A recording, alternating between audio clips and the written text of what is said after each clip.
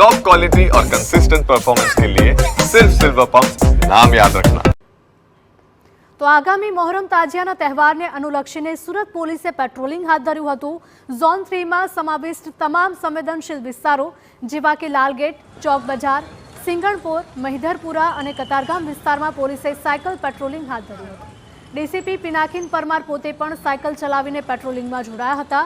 Zone 3ના તમામ police inspector પણ cycle પર સવાર થઈ પેટ્રોલિંગમાં સામેલ થયા હતા। સાયકલિંગ પેટ્રોલિંગ ઉપરાંત પોલીસ અધિકારીઓએ તાજિયાના રૂટનું પણ ઝીણવટભર્યું નિરીક્ષણ કર્યું હતું।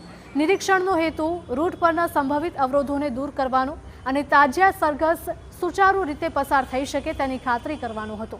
પોલીસ દ્વારા સ્થાનિક અગ્રણીઓ અને શાંતિ સમિતિના સભ્યો સાથે પણ સતત સંપર્કમાં રહી તહેવાર દરમિયાન કોમી સૌહાર્દ જળવાઈ રહે તે માટે પ્રયાસો કરવામાં આવી રહ્યા છે। તો આ બંદોબસ્તના ભાગરૂપે જ આ રૂટનો સર્વે પણ થઈ જાય, પ્રજા સાથે પોલીસનો વાર્તાલાપ થઈ શકે, એના ભાગરૂપે આજે ઝોન 3ની જે ટીમ છે જેમાં તમામ પોલીસ ઇન્સ્પેક્ટર્સ અને સબ ઇન્સ્પેક્ટર સાથે 100 કરતા વધારે પોલીસ કર્મચારીઓની આજે એક સાયકલ રેલીનું આયોજન કરવામાં